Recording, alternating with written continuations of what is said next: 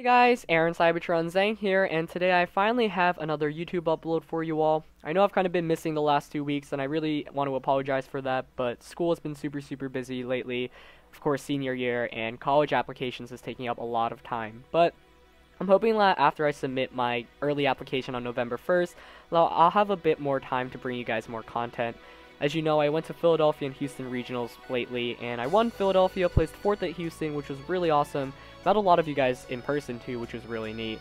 And yeah, I had a lot of great battle videos saved up from all those tournaments, so I definitely want to upload those before Omega Ruby and Alpha Sapphire comes out, because as you know, the VGC rule set's going to be changing pretty soon. But, you know, why not go out with a bang and upload all these great matches from VGC 2014.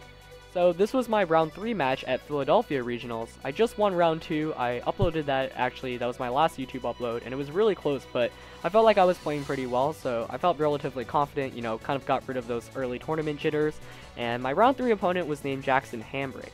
Jackson had a team of Pachirisu, Politoed, Ludicolo, Moltres, Hydreigon, and Lucario, and that was the team I like to see in team preview, because one, Hydreigon normally checked pretty well by my Salamence, and then Gothitelle Mawile runs through his entire team. So my game plan for this was to lead Salamence and Hariyama to try to pick up 1 or 2 KOs, especially on that Hydreigon. Then Gothitelle Mawile, you know, just set up Trick Room and sweep through the game.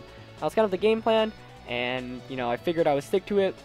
Did not want to bring Ludicolo because of the Moltres, and Rotom-Heat, you know, doesn't fare very well against a rain team, especially against Hydreigon, so kind of let that one out the match.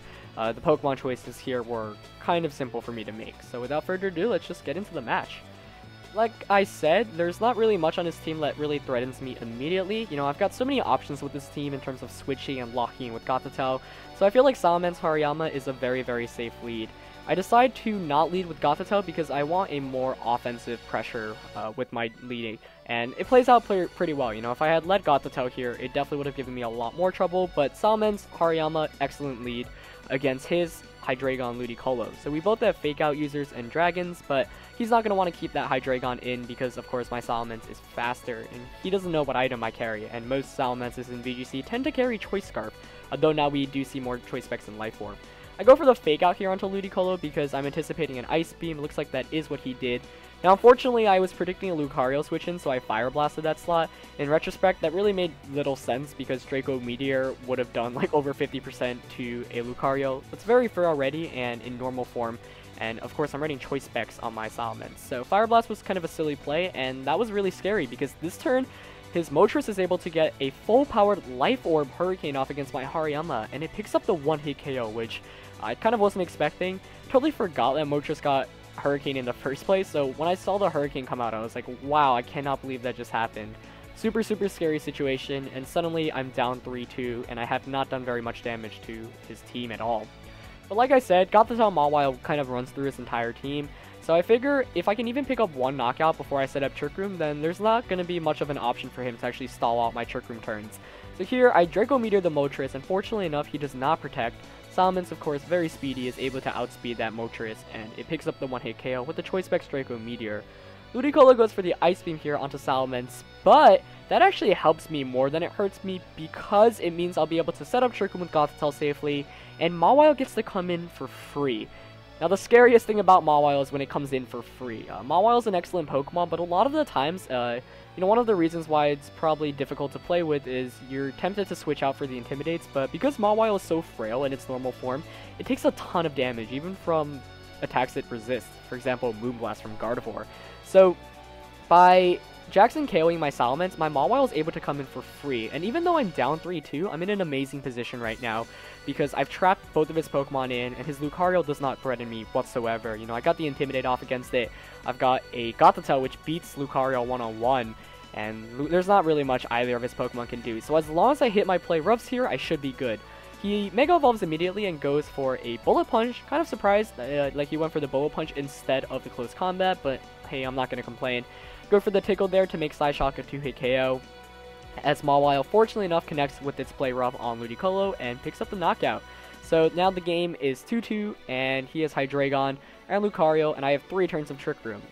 However, this is a scary situation, because if I miss Play Rough on the Hydreigon, I'm going to lose, assuming he hits his Fire-type attack on my Mawile. So I'm actually kind of scared at this point, but fortunately enough, Play Rough does connect with Hydreigon. The reason why I would lose there is because my Gothitelle has no way to actually damage the Hydreigon, so he would be able to just win despite not being able to touch the Gothitelle very much. So fortunately enough, I pick up the knockout on Hydreigon, and the game is now 2-1 in my favor. There's really not much you can do, you know, at -1, or -2 attack Lucario, -1 defense, or -2 defense at this point against a Gothitelle, which beats that Lucario one-on-one. So he tries to go for the double detect just to stall a Trick Room. Not going to happen, as Gothitelle's Psyshock is able to effectively knock out that Lucario and win me the game. So. After a very, very scary start at first, you know, I thought I was definitely screwed because the Hurricane kind of came out of nowhere. I, you know, mispredicted. It was just a silly prediction on my end. Draco Meteor would have been a much better play, and I was trying to get fancy there and pick up the knockout on Lucario, which really wasn't necessary, but fortunately enough, the game didn't punish me for those plays, and most importantly, Mawile was able to hit its play roughs in the end. So that's kind of the power of Gothitelle Mawile when you set up Trick Room and your opponent doesn't have very many options against it, and as you saw, it just kind of swept through Jackson after he KO'd my Salamence and I got the free switch in. But he had a really cool team, so credits to him. Moltres is a really unique Pokemon, so is Mega Lucario. You don't see that very often, so thanks to him for a great game. I think he ended up finishing 5-3, which is a very solid and respectable finish. Anyway, I hope you guys enjoyed this match. Definitely leave a like if you did, and I'll be bringing you the rest of my matches from Philadelphia Regionals in the upcoming days. Thanks for watching, and I'll see you next time. Peace.